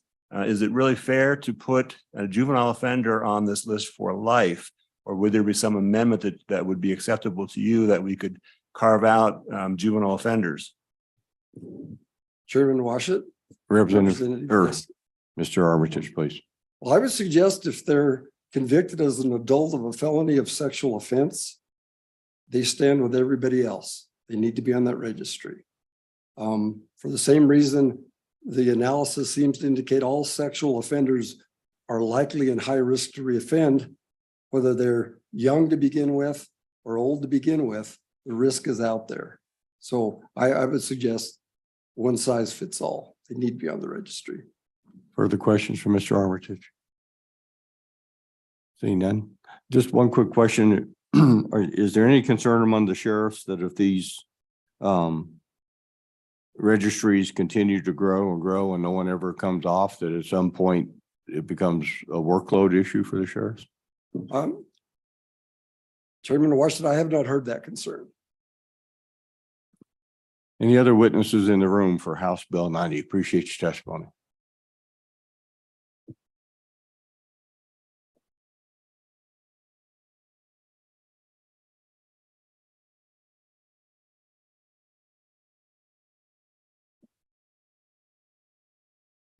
Ms. Sheen, please activate the microphone, state your name for the record, and tell us briefly what we need to know. Mr. Chairman, my name is Donna Sheen with the Wyoming Children's Law Center. And I also would like the committee to know that prior to opening the Law Center, I did work with the Wyoming Department of Correction as an administrator there for about 4 years, overseeing, among other things, the sex offender rehabilitation programs. And so I do want to, number one, correct what I believe are some misinformation and say that sex offenders generally are a very low risk. If you look across the different demographics, they're a low risk of reoffending, first off. And so I think it is important to offer an avenue for these folks to be able to show that they have been able to rehabilitate and have changed their lives. Sex offender registration can be a very onerous burden on people. And so I just think it's important to consider your sentences and everything else have implemented the punishment. This is an additional civil sort of punishment that is, well, maybe not a punishment in some people's eyes, but it's intended as protection. And so I think it's only necessary to do it when we're sure that it's needed for protecting society. And I think the research is pretty clear that there are, the majority of them never reoffend. And so there should be an opportunity for the courts to take a look at individual situations and decide whether or not that burden should be lifted from that individual. And also an incentive for offenders to be able to get off the list by doing that. And so I would urge you, and I'd also remind you that right now the court doesn't need to grant that request to be removed from the list. So it's not a given that they would be removed from the list even if they do petition the court. It's a may in the statute, and so they may remain if there are circumstances that are warrant remaining on the list. And with that, I would stand for any questions. Questions for Ms. Sheen? Seeing none. Thank you so much. Thank you. Anyone else in the room wishing to testify on House Bill 90? Anyone online for 90? Committee, what is your preference? We close public comment. Move the bill by Representative Jennings, second by Representative Oakley. Any amendments on the bill? Any proposed amendments on the bill? Representative Shestak. I don't have an amendment presently, but I am going to, I will work this afternoon on potential committee of the whole amendment on the juvenile offender issue. I'm concerned about that. Thank you. Any other comments on amendments? Any other amendments? Okay, comments or Representative Oakley? Thank you, Mr. Chair. I guess in discussion, we've just heard a lot about recidivism, things like that, but pointing out that this bill specifically, as written, talks about first-degree sex assault, second-degree sexual assault, first-degree sex abuse of a minor, and second-degree sexual abuse of a minor. So I've had a case where we've had a first-degree sexual assault, and then I prosecuted for the second time. You're talking really, really significant stuff here. So recidivism is a really big deal if you're talking about forcible rape more than once. So I guess what I'm saying is like this, I think this can happen with talking about sex offenses because it can run a wide gamut. But this is relatively narrowly tailored to some big offenses, I would say. So I think that is relevant to the recidivism conversation, because if you're talking about recidivism of these, of the most serious crimes, then it's a big danger to the community, therefore relevant to and certainly to the burden that it causes or doesn't cause. I mean, if somebody's convicted of first-degree sex assault and the burden on them is that they have to go to the sheriff's office occasionally, I think on balance, that's not asking too much. So I do think this is narrowly crafted, and I support the bill. Further comments on the bill? Representative Shestak. Thank you, Mr. Chairman. I have heard conflicting views on the recidivism problem, whether it's a real problem or not. Some say it's a low risk of recidivism. Others say it's a high risk. I don't know who's right. I don't understand that.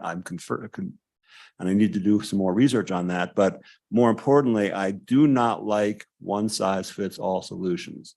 The one person who testified said that's what they prefer. I do not prefer that. I'm concerned about one size fits all. I'm very concerned also about the application to juveniles. I am going to vote no on this bill because of the one size fits all solution. If it passes, I will try and bring an amendment to carve out juvenile offenders. Thank you. Further comment? Representative Jennings, did you? No? Any others? Representative Harold. Thank you, Mr. Chairman. So one of the things that in my other line of work, I deal with a lot of individuals, and I think we do need to be careful that we don't write people off. It's our job not to write people off.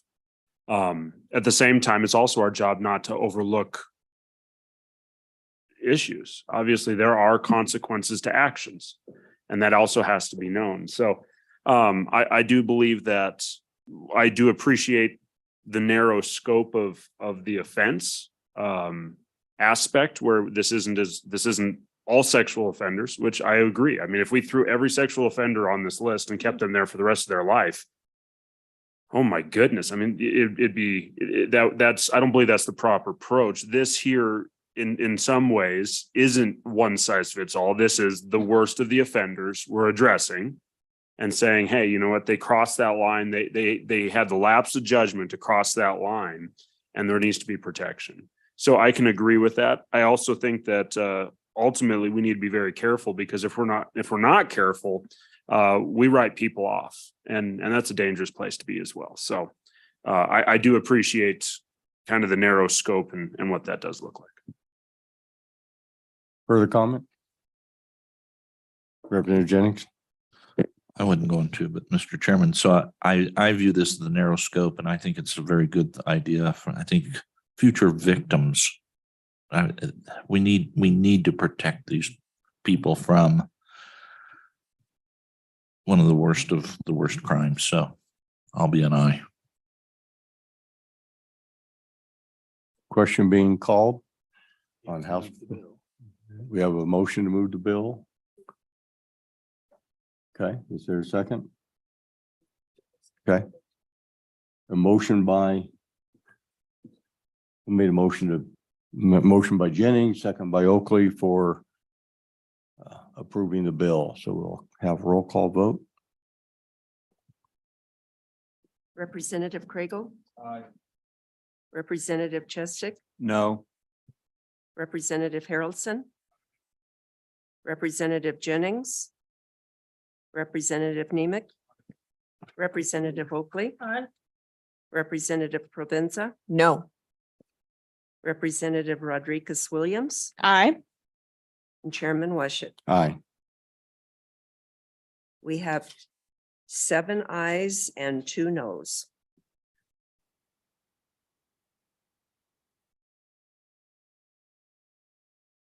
Thank you, Madam Secretary. 7 ayes, 2 noes. House Bill 90 is passed Judiciary Committee. I do want to make a comment on the previous bill. I may have misspoken when I said that House Bill 78 had died for lack of a motion. I've never seen a bill not get a motion to come before the committee. So I don't know whether parliamentary speaking, that bill might be lifted from this committee and moved to another committee, but it may not be dead. So I just want to be clear to the folks in the room that my characterization of the bill dying, normally in meetings, if you don't get a motion, whatever action was under discussion just dies for lack of a motion. So legislatively speaking, it's probably not the case that the bill is dead. It just wasn't addressed by the committee. So just to be clear, that brings us to House Bill 112.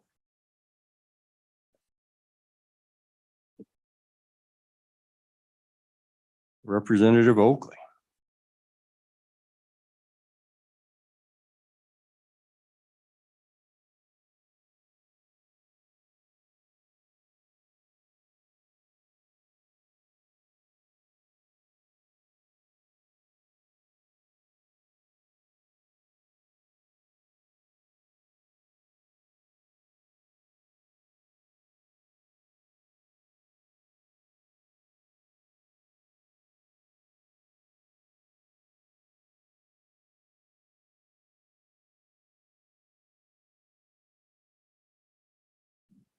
Representative Oakley, House Bill 112. Please tell us what we need to know.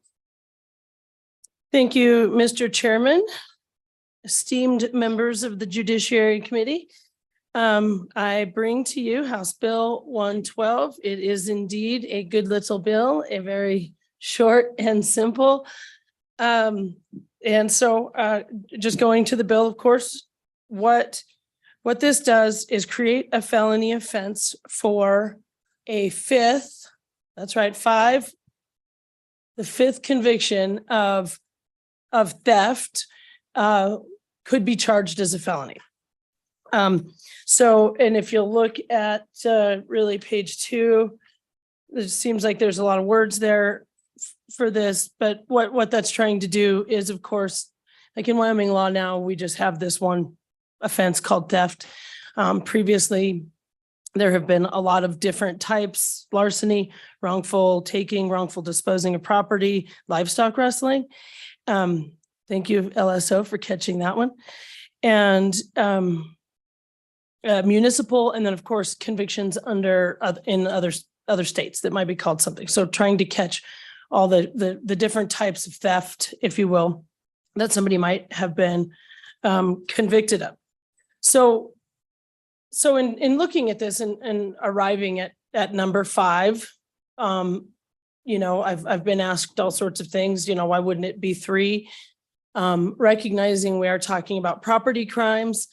I think this gives enough latitude before it's made a felony, so that I think maybe, you know, everybody hopefully can get on board. Because if you're looking at this, that means somebody's 4 times has been caught, has gone in front of a court, has been convicted. I think we all know, let alone, I mean, the statistics, but I mean, just common sense. If they got convicted 4 times, they've probably done it many more times than that. That's just, like I say, a common sense piece, not a legal piece in there. And clearly deterrence didn't work. So this puts a tool that can be used to say enough. The reality is, at that point, there's a certain point where a felony is just a better fit, not only because there's more to it than even just conviction and punishment. We have people in our community that are on their double digits and going in and out of county jail, which is expensive. And there is no, you know, if programming classes, anything like that, that doesn't exist in the county jail. So the reality is, if we're going to get anywhere to improve things, that works better via felony too. So finally, I guess I would just like to say that that this is a significant issue for Wyoming people and Wyoming businesses. I've got a lot of stories, of course, information from my community, but I know it's not limited to my community.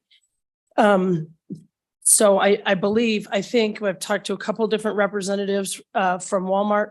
I know the Walmart in Riverton has a huge issue. Of course, many are prosecuted, but many also, I mean, you know, you can't catch everything. They have to hire at an expensive rate. They hire law enforcement, off-duty law enforcement, to cover that store full time. And again, I don't know if there was Miss Heron was going to testify. I don't know if she got online, and then they said maybe a dean was going to come. But specifically, Walmart, I was told, like the Riverton store has seen a double in the losses that they're facing. And they're talking about this organized retail theft that they're seeing. We've seen it a lot in a less sophisticated manner than some that I've heard. Well, I mean, we named it in our town the ribeye ring, because one of the biggest things stolen in our community is meat, and then it's resold.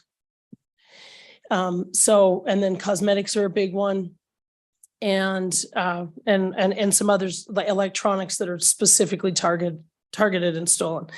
So this is an issue for the big retailers. I also have 2 business owners that I believe will testify that are local Fremont County business owners, that will tell you the impact that it has on their business, that on them, the frustration, the difficulties.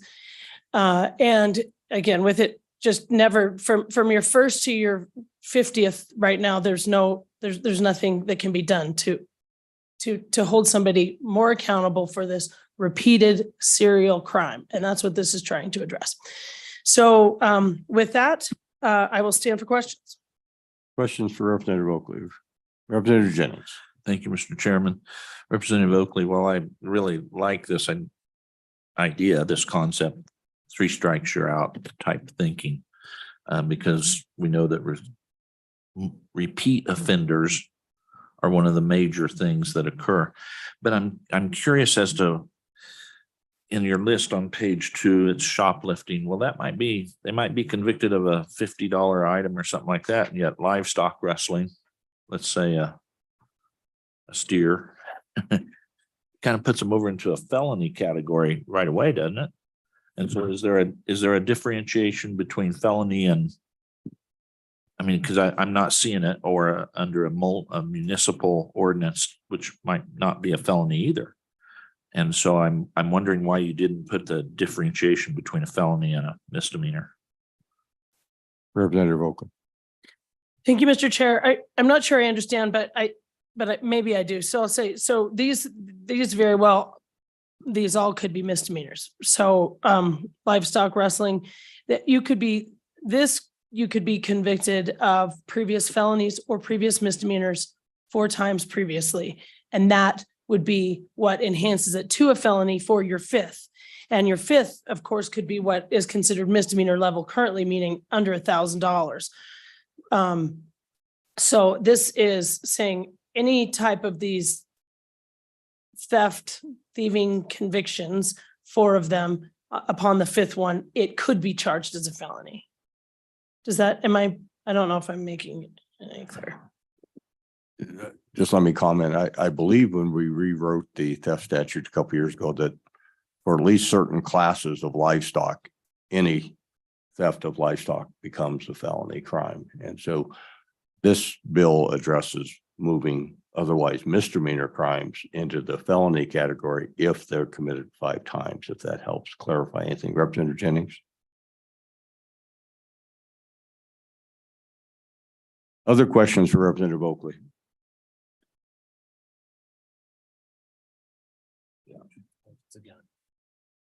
I hear that. All right. One more comment, Representative Oakley. Thank you, Mr. Chair. Representative Jennings, I don't know that it matters. I don't really think we were trying to hit all the type of the misdemeanors that have existed. I wouldn't be opposed to even removing or livestock wrestling. Like, we're really trying to get at like serial theft here. And I doubt it would really practically ever play into it, but I suppose if somebody had 3 theft convictions and a livestock wrestling, then of course it would count as an enhancement. But I'm not certainly married to that livestock wrestling needs to be included. Mr. Chairman. So yes, Representative Jennings. So I think what I was trying to get at is that, you know, you have somebody that commits 4 felony type things. We're going to treat them the same as somebody that went in and stole widgets 4 times and got caught. And so I mean, because I'm okay in both cases. I'm not opposed to it. It's a return problem, and so I'm with that. I wondered how the courts would look at that. You know, I mean, somebody's stolen 4 cattle 4 different times, and then something much lighter. It seems like that those 2 might be weighed a little bit differently in the court. But Representative Oakley, a comment, anything? Yes, Mr. Chair, just in response. So actually what you're talking about, these different factual things, is something that happens, of course, all the time in criminal law. So there are times you're looking at, and that's why there's discretion in sentencing, probation, deferrals, or up to, since this joins the felony theft statute, 10 years. So in that case, maybe you'd be like, okay, you know, we've had enough of this, and they'd be looking at a harsher imposed sentence. But that huge variety does certainly happens in criminal law all the time. Representative Oakley, if you could. So let's say we have a shoplifter who goes to 5 or 6 stores in the mall, steals from each one, and at the last one gets caught and found to be in possession of all the other unpaid for items from the previous stores. These all occur within a few hours of each other. There's not an adjudication between each one.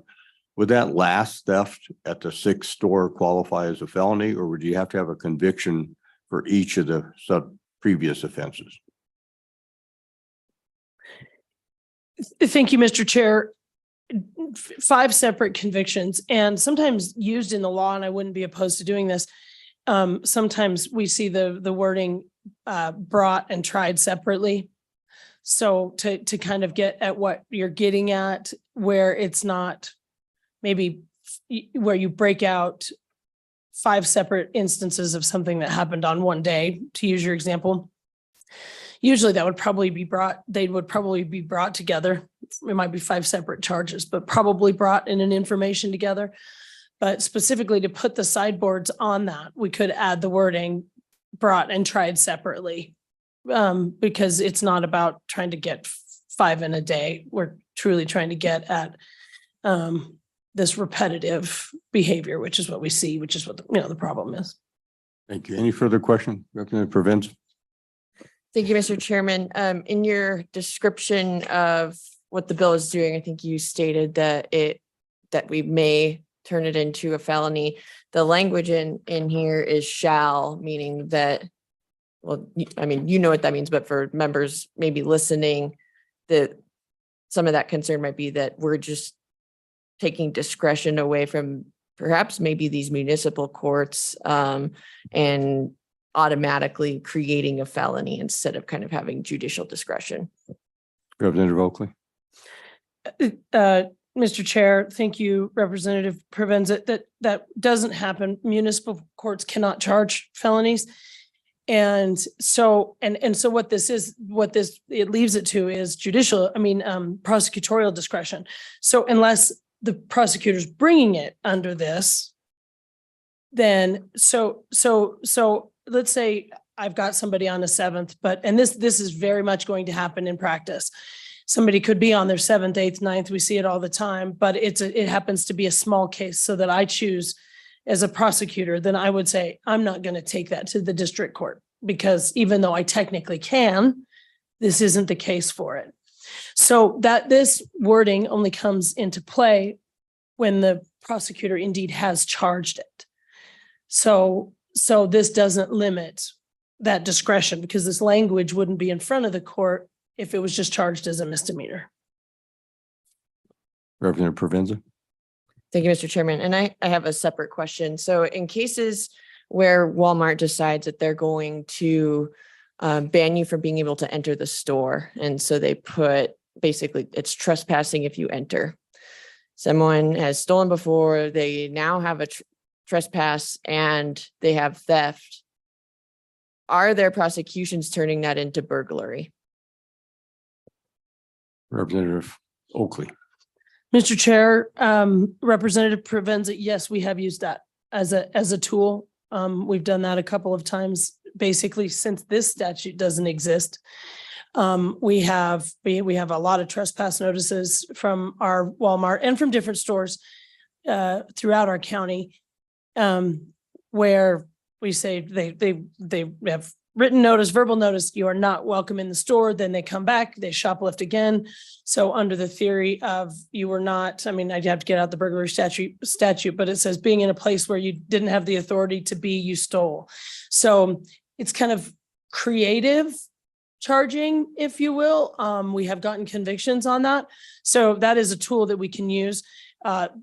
But I think that's an argument why this should exist. This is what we're really trying to get at. They were trespassed from the store because they keep victimizing that store over and over and over again, are told not to go back there, and they continue to steal. So I think that shows the necessity of this law. Very good. All right. Thank you for your testimony this morning.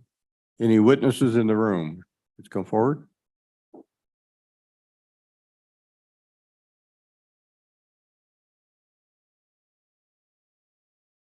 Good morning. We're coming up on 9:30. We need to be upstairs at 10. So please tell us what we need to hear about this bill. State your name and who you represent for the record, and we will hear what you have to say. Well, I don't know if I can play a dean, but I'm Dale Steenbergen. I'm President CEO of the Greater Cheyenne Chamber of Commerce.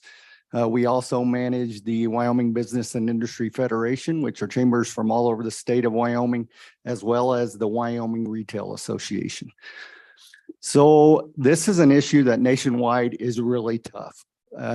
Theft from my retailers on Main Street is a growing problem. Certainly it is for everyone. So big box retailers are not immune, but it really hurts when it gets down to some of our smaller guys, right? And we need to get a stop to this. It's such a big issue that the U.S. Chamber, which I said on the U.S. Chamber Committee of 100, where we deal with business issues all the time, has taken this as a focus in the last couple of years. And one of the challenges that we find in dealing with it is that when we go to state legislators, when we go to Congress, it's almost seen as a victimless crime. In a letter U.S. Chamber wrote to Congress last year, one of the things they pointed out is this is not victimless. This hurts everybody in your community. Certainly it hurts the owner of your businesses that are trying to make a living. But what they end up doing is raising their prices in a time when we don't need to raise prices. So I would encourage you to pass this. If somebody's done it 5 times, we need to get rid of that behavior. And I'll just give you a quick story from one business I have in Cheyenne that is faced with this. So this is a quick stop that is owned by a private owner. And what they've started doing is they can catch these guys easy, right? And they repeat and repeat and repeat. So they just take pictures of them and put it up. Candy thief, right? Coke thief. But it's people who do it over and over again. And while it might not be a big deal to steal a handful of candy and a few drinks and whatever, over time that really starts to add up. And we need to show as a society that this is not acceptable and that we're going to do something about it. So we appreciate Representative Oakley bringing the bill, and we would hope that you move this forward and support business across Wyoming. Just to close on a personal note, I would say I raise cattle for what my wife calls my night job, and anything short of Governor Dutton's plan for the would fall short for me for my cattle. But I appreciate you moving this forward, no matter what it is, whether it's a livestock or my local retailers' goods. Thank you very much. Happy to answer any questions. I did not catch your last name. Dale Steenbergen. Steenbergen. Not Dean, Dale, D-A-L-E. Any questions? Thank you very much for your Thank you guys so testimony. much. And we have some people online. Okay, bring in Ms. Motherwood.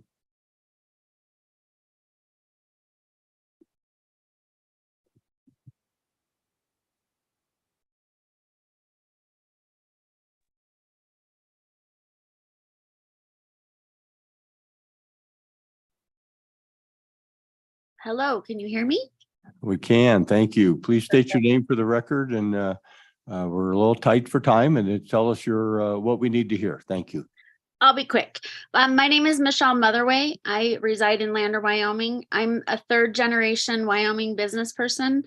My grandfather, the late Senator Frank Dussel, started our business, Mr. D's Food Center in in Thermopolis, but the only one left is in Lander.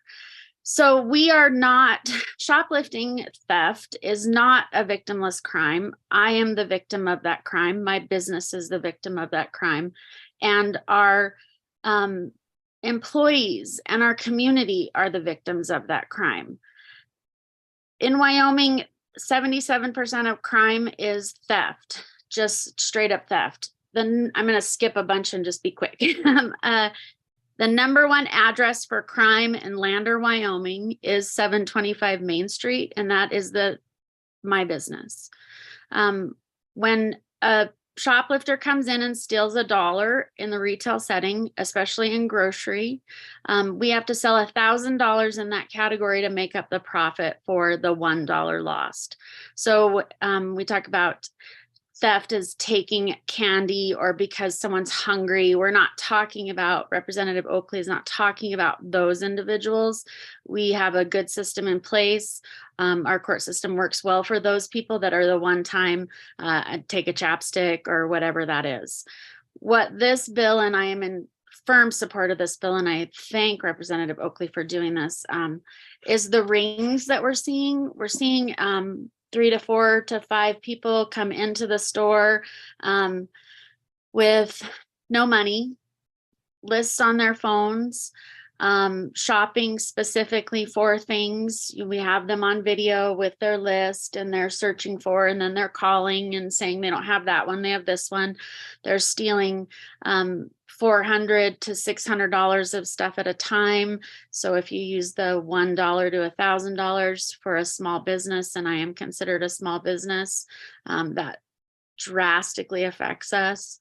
This problem these retail rings are almost an organized crime unit, in my opinion, but they're coming in and they're costing our just Fremont County, just even in Lander, millions of dollars of loss. Riverton faces probably triple the amount that we do in Lander. The reason that Mr. D's is the #1 crime address in Lander is because I have a very active loss prevention program, but it costs money. It costs my business, which is a small business, thousands and thousands of dollars to put cameras in place. I can't afford to pay for off-duty police officers because it's several, it's way more money than I can afford. When I lose that money, it's a trickle-down effect. I lose the ability to pay my employees their bonuses or to give them raises, to buy new equipment. I lose the ability to donate into the community. I lose the ability to feed those people that are hungry that do come in. My grandfather taught me a long time ago that you don't ever refuse to feed someone that's hungry. And we believe in that practice and we practice that. Businesses like ours that are family and Wyoming businesses could potentially go out of business. Think about Simply Shoes on Main Street in Lander. When they lose 2 pairs of shoes and they get shoplifted from a lot, that's $100 and some, and that might be their whole week's pay for their family. And you just can't sustain that. These rings are families that are coming into our community and stealing. Some of them have 8 to 10 shoplifting charges or theft charges now, and they just pay the fee and there's no consequences for them. To turn this into a felony would make just a little bit more teeth and would really help our community. Just in 2023, so we're on day 20 of that, my staff and I have caught 7 shoplifters with a total of $350 in product loss at this point. That's not including the hours that we've lost while we would deal with that, the police officers' hours, then on down the line. We haven't caught all of them. We've caught 1 of the 7. So we have 6 people that we've identified. But now we're looking for them. 4 of those people were a ring that came in with a bag, stole health and beauty items, and walked out the door not paying a dime. So I just beg you guys to pass this. I'm in complete support of it. Fremont County needs help. Wyoming needs help, and theft is a huge problem. I thank you, Mr. Chairperson and distinguished committee. If there's any questions. Thank you, Ms. Motherway. Very compelling testimony. Any questions? Seeing none, thank you very much for testifying today. Very much appreciate it. And I think we have Mike Bailey. Bring him in, please.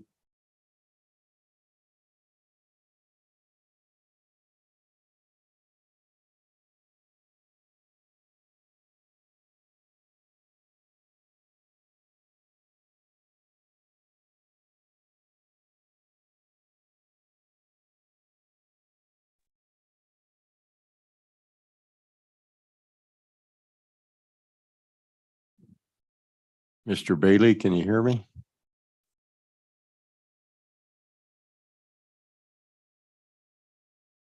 Can you hear me now? I can hear you now. Is there TV commercials? Thank you, Mr. Chairman and committee. I appreciate you giving me this time. I'd like to reaffirm what Ms. Motherway had said to you. Again, I'm a businessman. We operate convenience stores and a tire and auto service centers and a restaurant in Riverton, Lander, Thermopolis, Worland, Powell, Cody. So I cover quite a bit of the western side of the state. Again, we find very similar issues where, we catch people doing theft. A lot of times it's relatively minor, but they are habitually doing this. We try to follow up with law enforcement, get them to bring them in. Again, that costs the system a lot of money to prosecute them. And again, and I understand that sometimes it seems frivolous when you try to prosecute somebody for 20 or 30 or 50 bucks worth of product. But like Ms. Motherway had told you, that ends up costing us huge in the long run. And so I think it also, I'm a member of the Riverton City Council. And again, I think we find that law enforcement gets frustrated because they see this just habitual revolving door of these petty criminals stealing at multiple different businesses and just causing general havoc everywhere in town. And so I think it would be a huge help if we could strengthen this law by making the fifth offense a felony. I think it would put some teeth into it. When you talk to the law enforcement and other people, again, it's a lot of these just frequent flyers that are doing this. And if we could, get them taken care of, the rest of the public would be immensely helped because we would not have to raise prices. Again, the costs of doing them, security monitoring, and the cost to the public of prosecuting and all of the systems that kicks into place, I think it would be a huge help. So I fully support this, and I hope you will pass it. Thank you, Mr. Bailey. Any questions for Mr. Bailey? Seeing none, thank you. We very much appreciate your testimony, giving us a perspective from Main Street. Very helpful. Thank you. Thank you. Committee, you're going to close public comment unless there's anybody else in the room wishing to testify. Nobody left on Zoom. Going to close public comment. Motion from the committee. Move the bill by Craigo, second by Rodriguez Williams. Discussion on the bill. Any amendments? Okay, any discussion? Representative Provenza. Thank you, Mr. Chairman. We heard a lot about how costly this is now, and I certainly can sympathize and understand that it is expensive.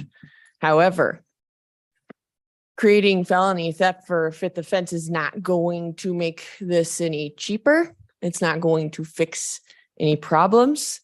Putting people in prison for theft doesn't disappear societal problems. It disappears human beings who are, in many cases, likely struggling with poverty.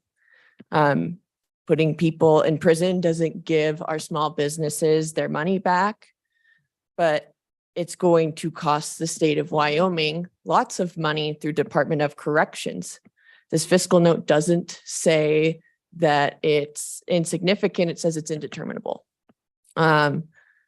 So I'm going to no on this. I truly am sympathetic to the concerns of our business community, but this isn't solving a problem. This is reacting in a very expensive way.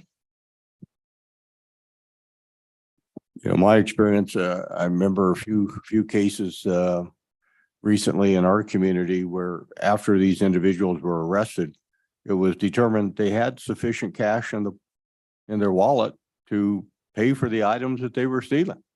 Wasn't poverty. It was just a desire to get something for free. I like the bill and I'll be an aye vote. Any other comments from the committee? Representative Chestik.